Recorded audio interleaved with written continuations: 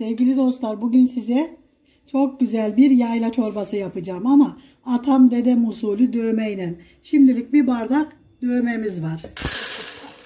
Bakın, dövmemizi yıkayıp ocağa koyduğumuzda görüşürüz. Bunun yerine pirinç kullanabilirler mi? Tabii ki de pirinç de kullanabilirler, şehriyel de kullanabilirler. Erişte? Erişte olmaz. Olmaz, tamam. Tamam. Bakın sevgili dostlar, güzelce yıkadığımız pirinçleri koyduk. Ben düdüklüye koydum. Niye? Annem güzel yıkadı. Niye? Ne olur? Aa, bak bir şey var. Olsun, bir şey olmaz. Sap var. Bir daha yıkayalım hadi. Bir şey olmaz ondan. Ben kaç kere yıkadım onu. Tamam. Şimdi biraz su daha koyacağım. Çünkü dövme çok çabuk şişer. Evet, şimdi ocağımızın üstüne koyuyorum sevgili dostlar. Eğer siz dövmeyle değil de pirinçle yapıyorsanız yapacağınız tencereye koyun. Çünkü çabuk pişer ama dövme çabuk pişmeyeceği için ben düdüklüye koyuyorum. Sevgili dostlar, ağzını kapatıyorum. Ve bunu ortalama yarım saat pişiriyoruz. Hoşça kalın. Yarım saat Hoşça sonra kalın. Görüşürüz. Bakın, düdüklüğümüzü açtık. Bakalım dövmelerimiz ne kadar güzel pişmiş görelim. Oo, bakın çok güzel pişmiş. Şimdi bunu tekrar geri ocağa koyalım. Bu pişe dursun. Biz bunun yoğurtlu sosunu hazırlayalım. Bu böyle pişmeye, kaynamaya devam etsin. Şimdi dostlar, toplarımız, limon toplarımız. Bundan 3 tane limon topu koyacağım. Hani 4 olsun. Biz eşkiyi çok seviyoruz. başladım. Şimdi bakın, yoğurdumuz 1 kiloya yakın yoğurdumuz var. Bu bizim kendi el yoğurdumuz. Bu kalabalık aileler için 1 kiloya yakın dedim. Peki kişi azsa, 2 kişi ise ya da 3 kişi ise? 1 çay bardağı. 1 çay bardağı. Evet. Biz nereden baksan bir 10 kişilik yapıyoruz sevgili dostlar. 10 kişilik. Yayla çorbası. Harika. Evet. Çocuklar çok sevdiği için ben çok yapıyorum. Şimdi bakın, bununla bu kaşıkla 2 kaşık da unumuz var. Bir tane de yumurtamız var. Şimdi bunu kırıyorum. Elimi yıkayıp geliyorum. Bakın sevgili dostlar, bunu böyle iyicene çırpacağız.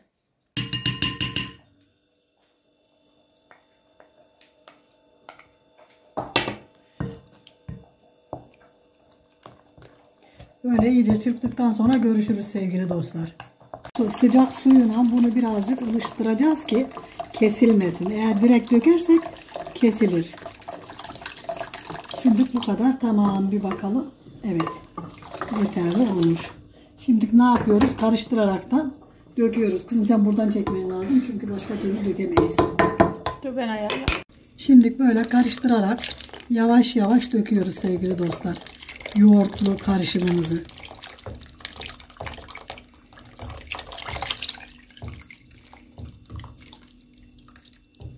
Biraz daha dibine su koyup biraz daha getireceğim sevgili dostlar. Dibinde kalmasın yoğurdumuz.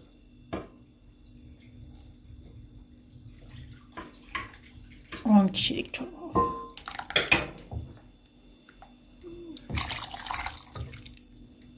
Tamam. Böyle karıştıraraktan kesilmesin diye sürekli karıştırarak kaynayana kadar pişirdiğimizde çorbamız hazır. Piştiğinde görüşürüz sevgili dostlar. Ortalama kaç dakika pişecek? 5 dakika.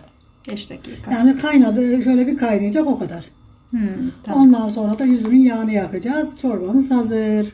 Sevgili dostlar, bakın suyunu, yani kıvamını kendiniz yanınızda sıcak su bulundurarak ayarlayabilirsiniz. Kendinize göre. Kimisi koyu sever, kimisi cıvık sever. Bak, şu anda benim istediğim çorba kıvamı bu.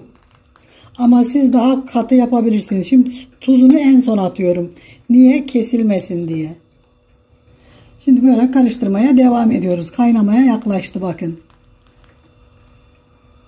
Bakın pişti. Tam kıvamında pişti. Güzel oldu. Şimdi altını söndürüyorum. Bak, dediğim gibi kıvamını siz kendiniz ayarlayın. İlla dövmeyle yapmanız gerekmiyor. Ben nohut atmadım. Büyük torunum sevmediği için. İstiyorsanız siz içine birkaç da nohut atabilirsiniz. Mısır da atabilirler mi? Evet. Mısır atabilirler, nohut atabilirler, zenginleştirebilirler. Ama benim torunum sade sevdiği için ben sade yaptım. Şimdi altını söndürüp yağını yakmaya geçiyoruz.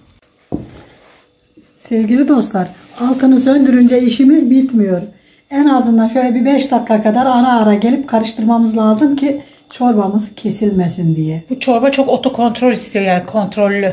Evet. Şöyle bir arada bir gelip karıştıracağız ki kesilmesin diye. Şimdi... Çocukken bana karıştırıyordun sürekli. Evet. Git karıştır gel. Git karıştır gel. Şimdi sıra geldi. Biraz tereyağı koyuyorum.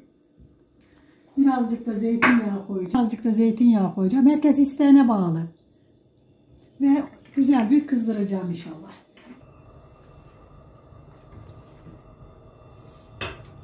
Dost baharatı bu kadar. Siz istiyorsanız. Dur daha anne buradayım. Bence beyaz koysaydık buna. 1, 2, 3. Tadı gelmez. Onun için ne yapacağız? Rus dedireceğiz. Şimdi servisimize başlayalım. Bakalım. Bismillahirrahmanirrahim.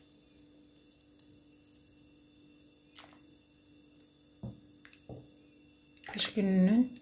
Evet, kış gününün vazgeçilmezi, harikası. Sevgili dostlar, bunun içine siz et suyu koyabilirsiniz. Gerçi çaktırmadan ben de koydum da. Ben görmedim. Torunlarım sevmiyor sevgili dostlar. Onun için korkarak yaşıyorum. Yani her şey benim istediğim gibi olmuyor.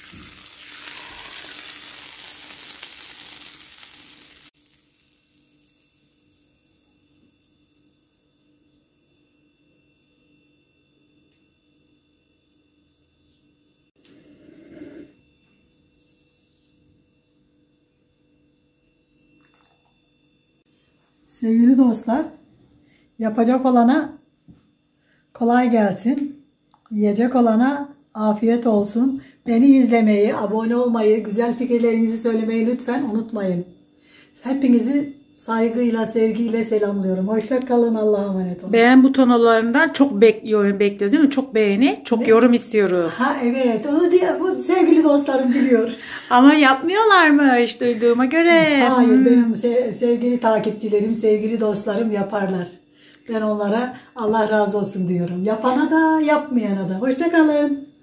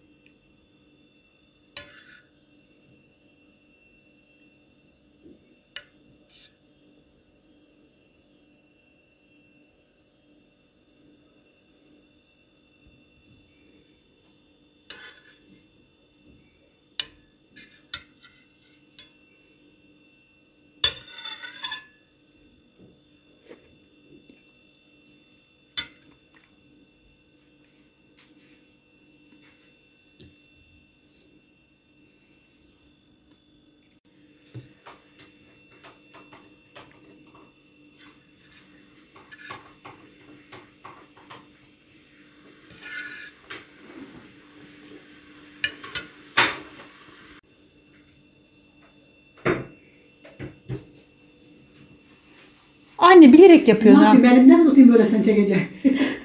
Ya ama anne olmuyor işte. Olduğu yeter işte.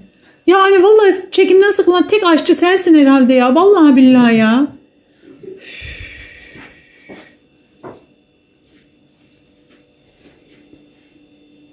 Yemin ederim var ya. Üf.